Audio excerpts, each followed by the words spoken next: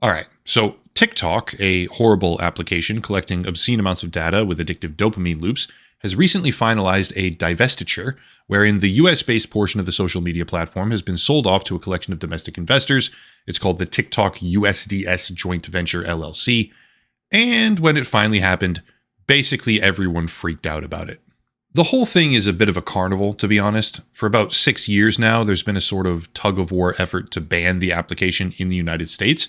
But after flip-flopping back and forth over and over repeatedly, instead of suspending the service by presidential order, the platform was sold off to a collection of different companies, including Oracle, a cloud computing firm in charge of data protection and the new TikTok algorithm, Silver Lake, an investment group holding 15%, and MGX, basically another version of Silver Lake based out of Abu Dhabi. The full consortium has a whole lot more parties involved, but today I want to talk about the deal, the panic, the reactions, and basically pick apart why the entire thing is a complete shit show, and why most people who are actually concerned about it don't even appear to be concerned for the correct reasons. Let's start with a very basic explanation of what happened and why a pretty hefty number of users are just now, for the very first time, paying attention to something that was already true for quite a while. TikTok has always had extremely invasive predatory data tracking policies. It's not that dissimilar from Facebook or Twitter or Instagram in that regard. But the sad fact of the matter is that most people just don't care. However, as a result of the governance shift, where TikTok is now controlled by a new set of companies and investors, that type of invasive policy is being put under a microscope. And it's not happening in a vacuum. There's some pretty strong political winds blowing right now, which are dramatically increasing the level of scrutiny. I want to make something abundantly clear right now. TikTok was originally banned from being installed on government devices in the United States because the primary concern, was that the application gathers far too much data from the host phone. This right here is the actual memorandum from February 2023 under the Biden administration, but the TikTok ban saga goes even further back than that. In 2020, during his first term, President Donald Trump signed Executive Order 13942, flatly prohibiting transactions between U.S. firms and TikTok parent company ByteDance, which was set to effectively remove the application from U.S. markets entirely.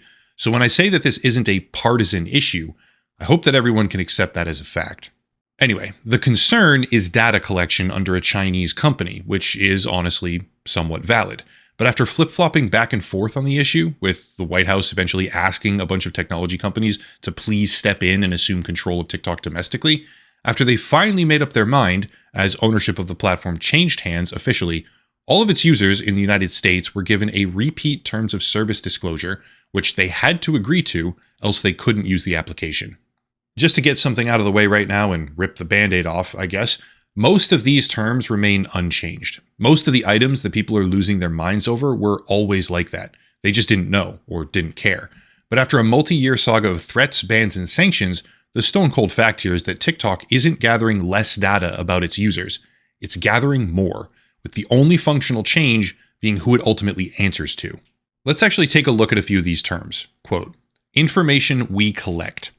Information you provide may include sensitive personal information as defined under applicable state privacy laws, such as information from users under the relevant age threshold, information you disclose in survey responses or in your user content about your racial or ethnic origin, national origin, religious beliefs, mental or physical health diagnosis, sexual life or sexual orientation, status as transgender or non-binary, citizenship or immigration status, that's a big one, or financial information. For example, we may process your financial information in order to provide you the goods or services you request from us, or your driver's license number in order to verify your identity. We may also collect precise location data, depending on your settings and as explained below. We process such sensitive personal information in accordance with applicable law, such as for permitted purposes under the California Consumer Privacy Act. End quote.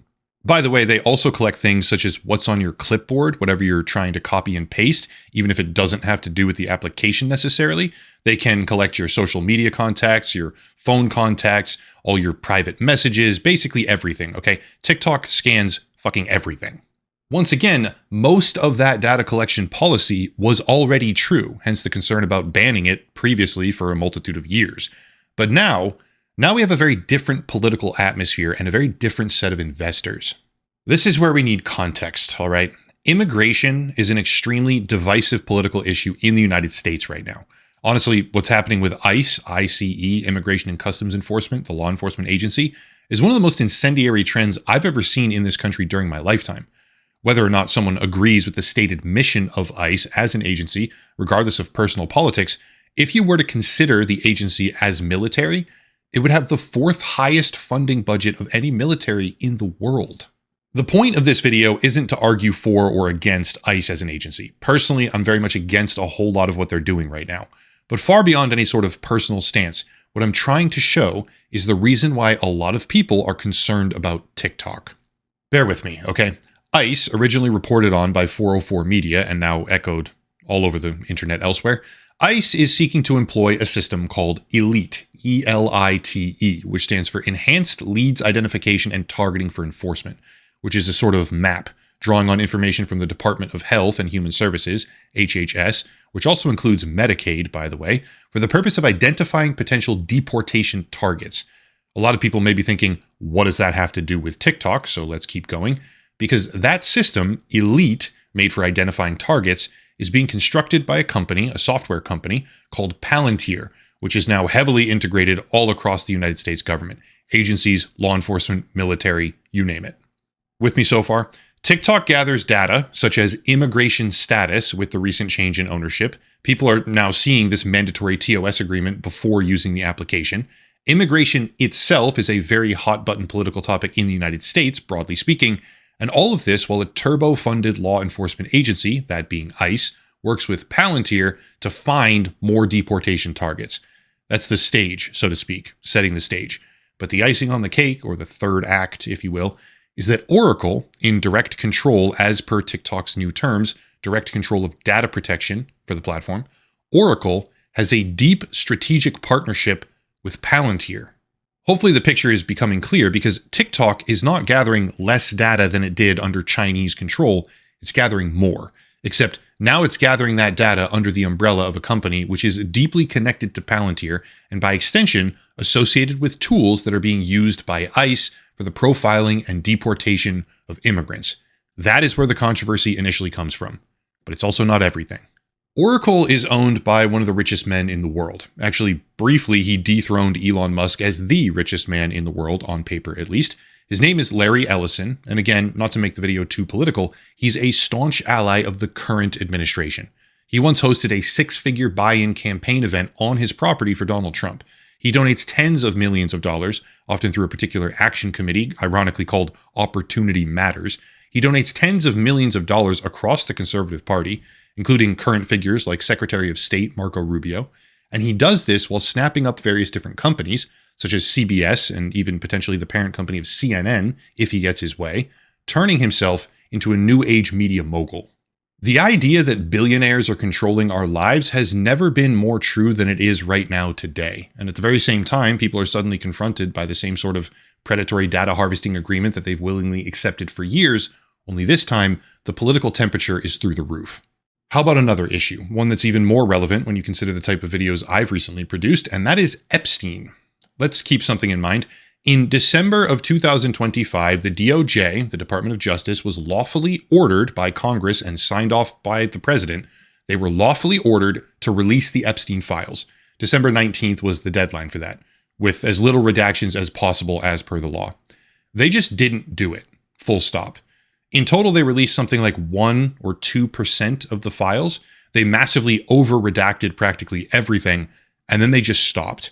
The DOJ is openly, flagrantly violating the law and refusing to release the files. But then, somehow, coincidentally, after control of TikTok gets handed to a company that's owned by a political ally of the current administration, suddenly the word Epstein starts getting censored. There's a lot of videos now showcasing that when using the word Epstein in a direct message, the message won't send, showing a community guidelines violation notice instead. And while I wasn't able to replicate this myself, I don't have a TikTok account at all personally, but I asked a few people that do, and they weren't able to replicate it either. Even if I wasn't able to recreate that notice myself, there's enough examples, by far more than enough examples out there, proving that to some degree, the word Epstein was specifically being flagged and censored. This came during a spree of other issues as well, such as videos getting 0 views and the algorithm being all fucked up, which TikTok now claims was a result of a data center outage. But I'm finding it incredibly hard to believe that while the administration is actively covering up the Epstein files and breaking the law to stop them from coming out, with a staunch political ally assuming direct control of TikTok data security, suddenly TikTok censors the word Epstein. Yeah, I'm finding that a little bit impossible to accept as a mere coincidence. I think a lot of people right now are concerned for some of the wrong reasons. TikTok has always had invasive data collection practices. There's nothing new with that. But a more important figure is looking at what they're willing to hand over to third parties or authorities. Even before the change in control, TikTok had a standing policy that they will subjectively hand over pretty much whatever the government asks for in, quote, limited emergency situations. Big air quotes around that. But who defines emergency in these cases? As per their own disclosures from 2019 to 2025, the number of granted law enforcement disclosures increased by more than 100 times. What do we realistically think is going to happen here when instead of a Chinese company harvesting all of your data for illicit purposes, now it's an American company harvesting even more of your data for illicit purposes? One of those is a long-standing public outcry-worthy threat to national security, so they say. But the other is perfectly fine? No, it's not. And right now, a lot of people are being forced to confront the fact that the American government isn't necessarily default good when it comes to technology control and surveillance.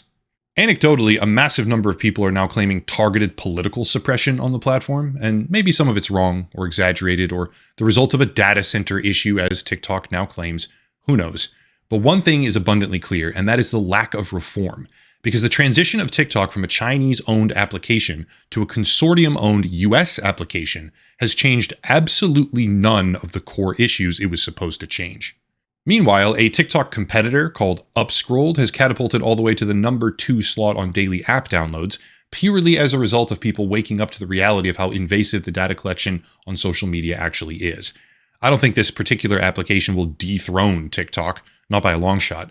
But it's a testament to the fact that when the time is right, when the political winds align, and when there's reason enough to care beyond the sort of ethereal implications of they're tracking what I do, which unfortunately sometimes doesn't seem to matter on the surface to hardly anyone, in a situation where all of these factors coincidentally align, people genuinely seem to wake up and care, which is what's appearing to happen right now on TikTok. The TikTok disaster isn't actually anything new. It's just a realignment of which government is harvesting your data and what they're using it for, which also happens to come during a perfect storm of political backlash, giving people an adequate reason to care about something that they should have always cared about. At the end of the day, I'm certainly not angry about that fact. It's an undeniable good thing that people are reading these terms and saying, well, wait a second, that's not good at all. But some of this stuff has been objectively bad since the very first time it showed up in a terms agreement, and it's been a long time since that happened.